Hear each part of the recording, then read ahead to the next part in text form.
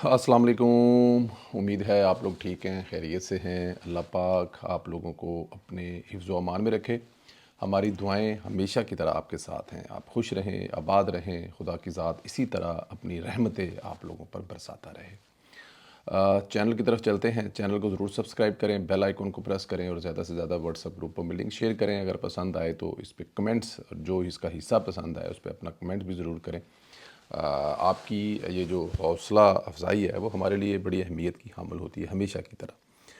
पाकिस्तान में मादनियात बिल और ये मामला इस वक्त पाकिस्तान की मईशत के लिए बहुत अहम है। इस पर समझौता और सियासत ना करनी चाहिए और ना इस पर कुछ किसी किस्म का समझौता हो सकता है, क्योंकि ये देखें, ये किसी एक फ़र्द के लिए नहीं है, ये किसी हुकूमती शख्स के लिए नहीं है, ये मुल्क के लिए। मैं इससे भी पहले कह चुका हूँ। कल मेरे प्रोग्राम में खुरम हमीद रोकड़ी साहब थे, तो मैंने उनसे भी कल यही कहा था कि क्या इस पर कुछ समझौता हो सकता है। जैसे आने वाली हुकूमत इमरान खान ने सी पैक उड़ा कर रख दिया था, एक ऐसा प्रोजेक्ट जिससे पाकिस्तान की नस्लें संवर सकती थी, लेकिन इमरान खान साहब ने ज़ाहिर है उस वक़्त कश्मीर देना था, सी पैक ख़त्म करना था और को बहुत सारे दो चार बड़े बड़े काम करने थे, तो वो उनसे नहीं हो सके या करवा सके।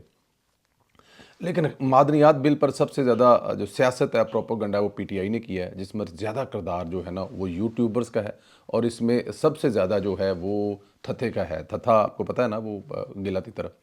पता लगाने पर पता चला कि इमरान रियाज में इसका ज़ाती मसला है। मसूफ़ गंडापुर से खैबर पख्तूनख्वा में माइंस के ठेके मांगते रहे हैं और मादनियात के ठेके कोशिश करते रहे हैं वो उनको मिल जाए, या वो जिनके फ्रंट मैन है, ज़ाहिर है इन्वेस्टमेंट तो कोई और करेंगे, वो उनके पास चले जाएँ।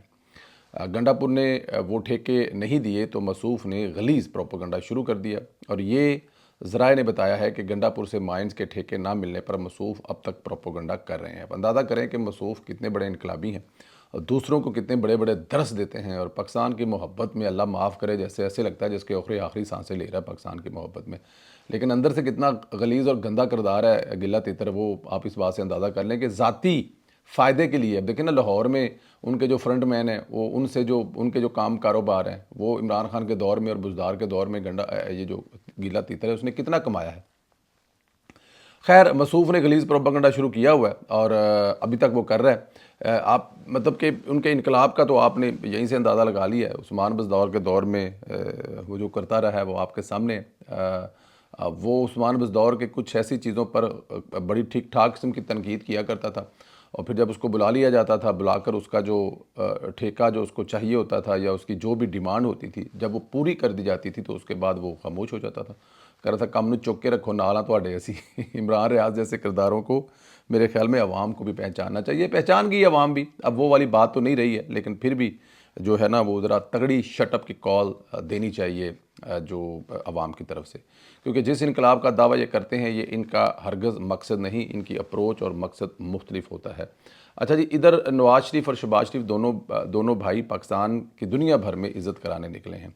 और देखें, खुदा की ज़ात जो होती है ना वो इज़्ज़त देनी होती है। नवाज शरीफ की 40 साल की जो सियासत है ना जो उन्होंने पाकिस्तान के लिए की है, अब वो जो दुनिया में जाते हैं ना तो उनकी मुस्कुराहट जो होती है वो गवाह होती है 40 साल की सियासत की।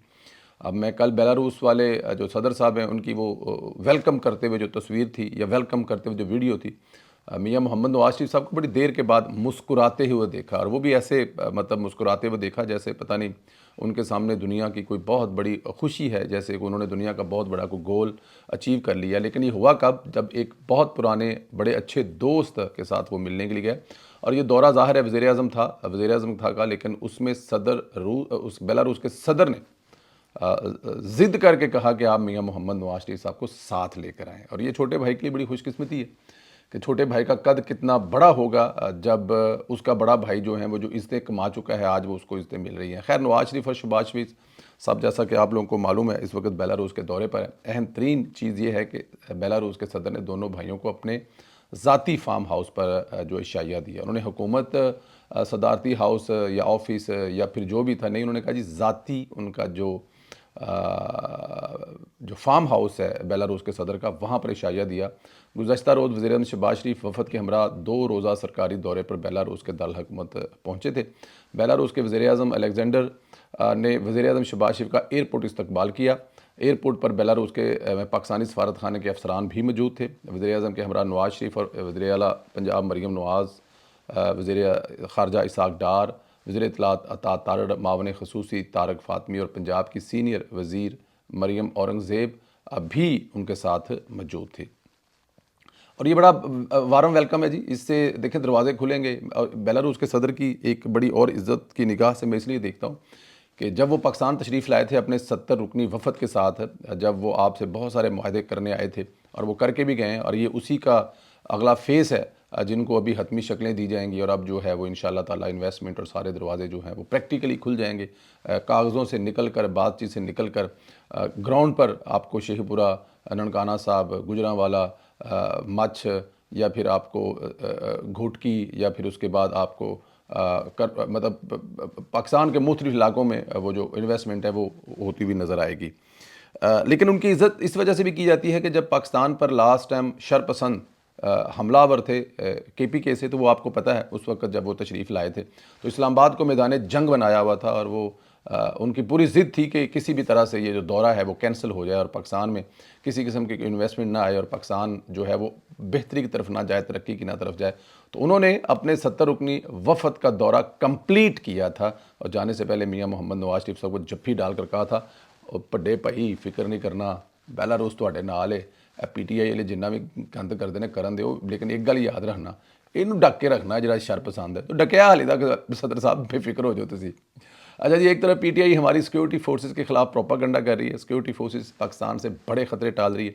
نثار عباسی نے بتایا کہ انٹیلیجنس ذرائع نے انکشاف کیا ہے کہ ایک اہم پیش رفت کے تحت ملک کی سرکردہ انٹیلیجنس ایجنسی نے دہشت گردی کی ایک بڑی سازش کو ناکام بنایا ہے، جس کا مقصد کراچی میں اسٹریٹجک لحاظ سے اہم سمجھنے والی مسرور ایئر بیس پر خطرناک حملہ کرنا تھا۔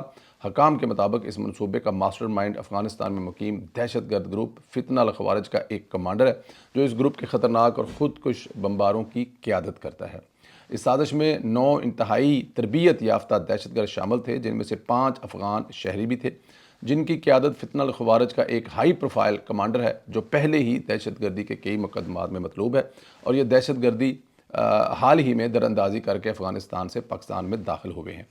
یہ لوگ ایک طے شدہ مقام ایئر بیس پر در اندازی کر کے داخل ہونے پر قبضہ کرنے، طیاروں اور انفراسٹرکچر کو تباہ کرنے، ایئر بیس کو زیادہ سے زیادہ نقصان کرنا اور اپنے قبضے میں رکھنے کا ارادہ رکھتے تھے۔ ان کا مقصد زیادہ سے زیادہ نقصان، موت تک ایک طویل بندوق بردار لڑائی کرنا، کہ جب تک ان کو نہیں مارا جائے گا، جب تک ان کو ختم نہیں کیا جائے ان دہشت گردوں کو، اس وقت تک وہ لڑنے کا، یا اس وقت تک وہ قبضہ کر کے پوری دنیا میں ایک جسے کہتے ہیں کہ ایک برا امیج کریٹ کرنے میں، کردار کرنے میں وہ اپنی کوشش میں تھے، لیکن ایسا نہیں ہوا۔ یہ آپریشن مبینہ طور پر افغانستان میں مقیم فتنہ الخوارج کی اعلیٰ قیادت کی براہ راست نگرانی میں کیا گیا، اور اس میں تقریباً 11 ماہ کی منصوبہ بندی شامل تھی۔ دہشت گردوں نے ایئر بیس کے قریب رہائش اختیار کر رکھی تھی، علاقے کی وسیع پیمانے پر جانچ پڑتال، وہ مطلب جسے ریکی کہتے ہیں، وہ کی ہوئی تھی، تاہم انٹیلیجنس ان کی نقل و حرکت پر نظر رکھے ہوئے تھے۔ جب حملہ اور اپنی سازش کا آخری مرحلہ شروع کرنے والے تھے، ایجنسی نے ملک بھر میں ایک تیز ترین خفیہ اور مربوط آپریشن کرتے ہوئے مختلف مقامات سے مشتبہ افراد کو گرفتار کر لیا۔ دیکھیں، اب یہ ایک بہت بڑی کامیابی ہے۔ ہمارا دشمن جو ہے وہ ایکٹیو ہے، اندرونی اور بیرونی دشمن دونوں ایکٹیو ہیں، لیکن ہماری جو ایجنسی ہیں وہ بھی کسی طرح سے غافل نہیں ہے اپنے ملک کی حفاظت کرنے کے لیے، اور پھر جو انہوں نے کیا وہ آپ کے سامنے ہے۔ اللہ پاک ہماری ایجنسی کے نوجوانوں کو اپنے حفظ و امان میں رکھے، اور اسی طرح یہ ملک کی خدمت کرتے رہیں۔ عارف علوی صاحب کو ملک نے عزت دی، صدر بنایا، مراعات دی، لیکن وہ اس وقت بیٹھ کر امریکہ میں پاکستان کے خلاف سازشیں کر رہا ہے۔ مصروف امریکہ میں بیٹھ کر پاکستان کے خلاف لابنگ کر رہے ہیں، سازشیں کر رہے ہیں، اور اینٹی پاکستان لوگوں سے مل کر پاکستان کے خلاف جو سازشیں ہیں ان کو ذرا تگڑا کر رہے ہیں، مضبوط کر رہے ہیں۔ امریکی سینیٹر سے مل کر پاکستان کے خلاف زہر اگل رہے ہیں، کامیابی حاصل نہیں ہو رہی، اور نہ ہی ان کی باتوں پر کوئی توجہ دے رہا ہے، اور نہ ہی کوئی توجہ دے گا۔ دیکھیں، یہ چلے ہوئے کارتوس ہیں۔ اب دیکھیں نا کہ عمران خان صاحب اگلے ویلوگ میں آپ کو بتائیں گے کہ جو اعظم سواتی صاحب ہیں وہ دیکھیں وہ بتا تو رہیں گے، لیکن کل جو انہوں نے ندیم ملک صاحب کے ساتھ انٹرویو میں، بڑا ایک ذرا زبردست کمال انٹرویو تھا ملک ندیم صاحب نے کیا ان کا، تو اس میں انہوں نے جس طرح وہ بتایا ہے کہ بھائی جان وہ بدھ، مطلب کہ آنے والے بدھ کو ان کی کوئی ایسی چیزیں ہیں، ایکٹیویٹیز ہیں جو شروع ہو رہی ہیں، اور پھر انہوں نے کہا جی عمران خان صاحب نے کیسے، کب، کیوں، بڑا کمال کا وہ انٹرویو ہے، وہ دیکھنے والا ہے، لیکن انشاءاللہ تعالی اگلا ویلوگ ہم اس میں اس کو شامل کریں گے کہ کیسے انہوں نے کہا اور کیسے کیا اور کیسے کیسے کر کے چلیں. لیکن بہرحال چلو پاکستان تحریک انصاف، اور میں کہہ رہا ہوں کہ پاکستان کے لیے بھی اچھی بات ہے، خان صاحب کو تھوڑا بہت کوئی اس کو ریلیکس کریں، چھوڑیں اس کو، جا کے جمع کرا دو کسی بنی گالا یا سمان پارک، اور پاکستان کو آگے چلنے دے. اور اگر وہ کوئی بہتر رویہ اختیار کرتا ہے، ورنہ ٹھیک ہے 14 سال اس کی سزا جو ہے. اب یہ دیکھیں نا، لڑانے والوں نے جو اس پہ 6 مہینے سے کام کر رہے تھے، پاکستان تحریک انصاف دا بندہ چھڈیا کو ایک دوسرے کو گالا نہیں کٹتا پیا، اور یہی میرے خیال میں سب سے کامیاب تھی. خوشخبری تھی جو مجھے شروع میں آپ کو بتانی چاہیے تھی لیکن نہیں بتا سکا. ایک جو ہمارے بچے ہیں جی، زمان نور زمان صاحب، وہ انڈر جو جونیئر جسے کہتے ہیں ورلڈ کپ اسکویش کا جو کراچی میں ہوا ہے، انہوں نے مصر کے الکریم کر کے ایک نام ہے، ان کو ہرا کر جیتا ہے. اور یہ ٹھنڈی ہوا کا جھونکا ہے، کیونکہ پاکستان کا بڑا نام ہوا کرتا تھا اسکویش میں. مطلب ہم لوگوں نے 13 سال مسلسل جیتے ہوئے ہیں. ہاں جی، ہمارے بچپن میں پہلے جہانگیر خان ہوا کرتے تھے، اور اس کے بعد پھر جہانگیر کے بعد وہ دوسرے جو صاحب تھے وہ آئے، اور ان دونوں نے مل کر کوئی 25-30 سال جو ہے وہ راج کیا تھا اسکواش کی دنیا میں. اور پھر ایسی اللہ پاک نے کوئی مطلب کہ بس کیا بتائیں، پھر کوئی ایسی نحوست آئی کہ سپورٹس میں ہمارا بڑا نام ہوا کرتا تھا. ہم لوگ سنوکر میں چیمپئن، کرکٹ میں چیمپئن، اس میں ہاکی میں چیمپئن، اسکواش میں چیمپئن، دنیا میں ایک وقت میں 4 چیزوں چیمپئن تھے. پاکستان کا بڑا نام ہوتا تھا سپورٹس میں. پھر جو بھی ہوا، میں ذاتی حیثیت میں بلیو کریں، اب میرا سپورٹس سے تھوڑا بہت واسطہ پڑا ہے، خدا کی قسم مجھے رونا آتا ہے کہ یار کیسے ظالم لوگ ہیں. اور خاص طور پر وہ لوگ جن کو ابھی یہ پریزیڈنٹ علوی کی بات کی نا، پاکستان نے عزت دی. پاکستان میں بہت سارے کھیلوں میں بہت سارے پلیئروں کو عزت دی، آج تک وہ اپنا کھیلے ہوئے چند میچوں کی وجہ سے کھا رہے ہیں، لیکن ساتھ اتنا ظلم کر رہے ہیں کہ آپ سوچ نہیں سکتے. میں کسی ایک سپورٹس کے حوالے سے تھوڑا سا آپ کلوز ہوں، میں دیکھ رہا ہوں، میں کہہ رہا ہوں کہ اتنے ظالم لوگ ہیں. مطلب کہ آپ آئے ہوئے مہمانوں کے مہمان بیٹھے ہوئے ہیں، اور اگر آپ وہاں پر خود موجود ہی نہیں ہے، پتہ ہی نہیں ہے. ہم نے خود 2-3 ایونٹ کروائے ہیں، مطلب کوشش کی ہے کہ 5 سٹار قسم کے ایونٹ کروائے ہیں، وہیں پہ منجیاں ڈال کے سو گئے ہیں. مطلب کہ ٹائمنگ، آنا جانا، اسٹیڈیم میں لوگ لانا، سیکیورٹی، ہائی پروفائل سیکیورٹی. لیکن میں جب وہاں پر جو اس وقت کرتا دھرتا ہے، میں اب کسی سپورٹس کا نام تو نہیں لے رہا، لیکن میں ان کے رویے دیکھتا ہوں پریشان ہو جاتا ہوں. تھکے ہوئے لوگ ہیں، ہر جگہ پہ اپنا جو ہے وہ ماحول پیدا کرنے کی کوشش کرتے ہیں. ان کو سب سے عزیز اپنا کمرہ، اپنی یاشی اور اپنے معاملات ہیں. سپورٹس کہاں ہے، کہاں جا رہی ہے، کیا کر رہی ہے، اس کو کوئی فرق ہی نہیں پڑتا. نہ ملک سے کوئی فرق پڑتا ان کو، نہ پاکستان سے پڑتا ہے. کرپٹ ان لوگ ہیں. لیکن خیر، اب اللہ پاک نے یہ خوشخبری دی ہے، آنے والے دنوں میں اور بڑی خوشخبری آئیں گی سپورٹس کے حوالے سے. کرکٹ کے حوالے سے کچھ مایوسیاں ہیں، لیکن اللہ پاک بہتر کرے گا. یہ اپ اینڈ ڈاؤن آتے رہتے ہیں، اللہ پاک مہربانی کرے گا. آپ لوگوں سے گزارش ہے کہ چینل کو ضرور سبسکرائب کریں، بیل آئیکن پریس کریں، اور زیادہ سے زیادہ واٹس ایپ گروپوں میں لنک شیئر کریں. انشاءاللہ آپ لوگوں سے اگلے پروگرام میں پھر ملاقات ہوگی. خدا حافظ.